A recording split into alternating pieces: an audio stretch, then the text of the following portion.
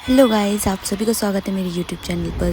ये मेरी शादी की सीरीज़ की फर्स्ट वीडियो होने वाली है, शादी शॉपिंग रिलेटेड। जो मैं दिल्ली गई थी चांदनी चौक अपनी शादी की शॉपिंग के लिए। तो मैं नागलोई से मेट्रो लेकर चांदनी चौक के लिए गई। चांदनी चौक से मैंने एग्ज़िट किया गेट नंबर 1 से। तो मेरा एक्सपीरियंस कैसा रहा मेरी शादी की शॉपिंग को लेकर चांदनी चौक में, ये अभी आपको थोड़ी देर में पता चल जाएगा।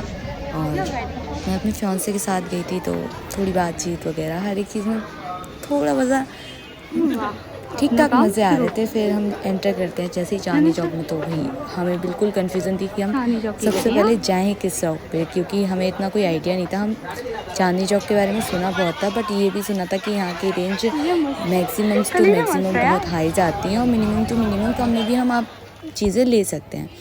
तो हम फर्स्ट दुकान एंटर करते हैं सगुन द वेडिंग हब, जहाँ के लिए मैंने कलेक्शन देख रखे थे। तो मैं गई उनके पास, तो जस्ट मैं बैठी हूँ, मैंने देखे हैं, बट मुझे वहाँ ऐसा कुछ लगा नहीं कि हाँ मुझे यहाँ से कुछ मिलेगा अच्छा। मैंने 2-3 लहंगे ट्राई भी किए, बट हाँ यहाँ शूट करना मना था, तो ज़्यादा शूट नहीं कर पाया। जितना है उतना मैं आपको क्लिप पे दिखा दूँगी। फिर मैं दूसरी दुकान पे गई हूँ, जहाँ मैंने अपना लहंगा फ़ाइनल कर दिया तुरंत ही, क्योंकि मैं ज़्यादा एक्सप्लोरेशन में नहीं रखती कि जो चीज़ पसंद आ जाए वही लेनी है। मेरे का यही है। तो मैंने यहाँ पे 2 लहंगे फ़ाइनल किए और दोनों में से 2 ट्राई किए, तो मेरे को एक ज़्यादा बेटर लग रहा था, तो वो मैंने अपने लिए फ़ाइनल कर दिया, जो कि आपको मेरी शादी के दिन पता चल जाएगा मैंने कौन सा लिया है।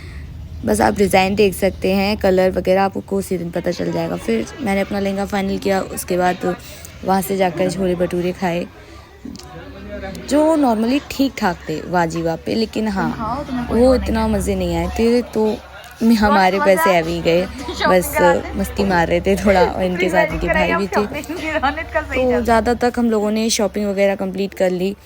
अपना लहंगा मेन आउटफिट जो शादी का होता है वो मैंने ले लिया। उसके बाद हम फिर से निकले कि हमने कहा कि चलो हमने अपना चीज़ मतलब लहंगा फ़ाइनल कर दिया, तो क्यों ना इनकी शेरवानी भी देख ली जाए।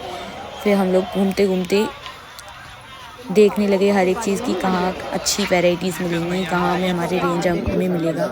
और मेरे लहंगे का अगर आपको रेंज जानना हो तो मैं आपको बता दूँगी। तो पहले हम कैमरा मार्केट गए, कुछ चीज़ें देखनी थी वहाँ पे भी। तो मेरे को ये था कि मैं बाहर की शॉप से प्रेफर नहीं करूँगी अपना लहंगा, क्योंकि ऑब्वियसली मेरा बजट इतना मैं नहीं लेके चली थी।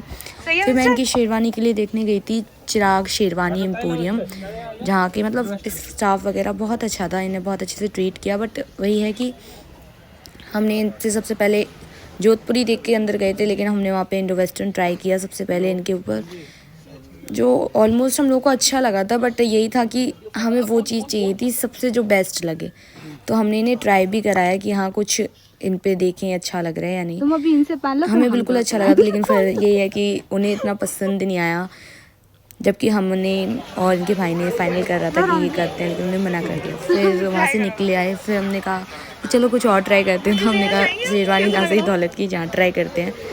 फिर जैसे आप देख सकते हैं इनकी रिएक्शन अभी कि इन्हें कैसे लगा, रिव्यू ये खुद दे देंगे इनकी रिएक्शन के साथ।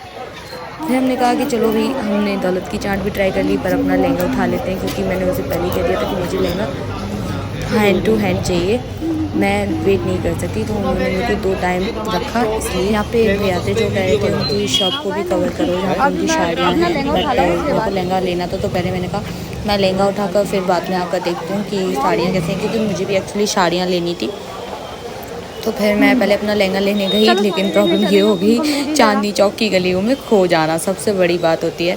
तो मेरे साथ भी कुछ ऐसे ही हुआ। तो मैं बहुत आगे पहुंच गई थी अपने डेस्टिनेशन से, बट हाँ मेरे पास चीज़ें मतलब बिल वगैरह था, जिसके कारण मेरे को याद आ गया 770 है। तो वापस रिटर्न होके मैं अपना लहंगा लेने गई। सो यहाँ पे मैं भी आपको लहंगा पैकिंग की वीडियो तो दिखाई जाएगी, बट हाँ कलर अभी भी नहीं पता चलेगा। कलर आपको उसी दिन रिवील होगा जिस दिन मैं पहनूंगी।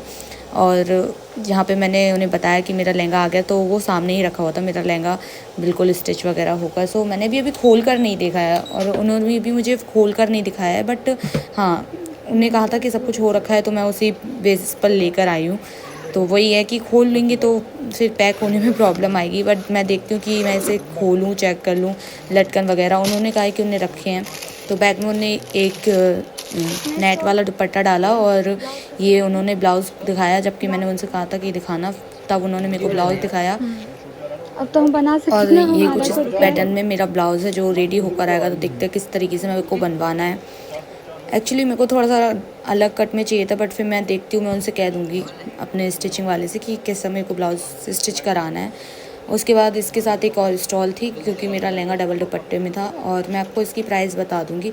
मैंने ये लहंगा लिया था देव एंड सन्स क्रिएशन से, तो उनका कलेक्शन दिखाना मना था, तो इसलिए मेरे को जितना मैं शूट कर पाई मैं उन्हें उतना आपको दिखाया है। और फिर मैंने जो रास्ते में भाई मिले थे उनसे उन्होंने कहा था मेरी शॉप कवर करो, जिससे मैं उनकी शॉप पर गई, बट मुझे उतना कुछ खास कलेक्शन उनका लगा नहीं।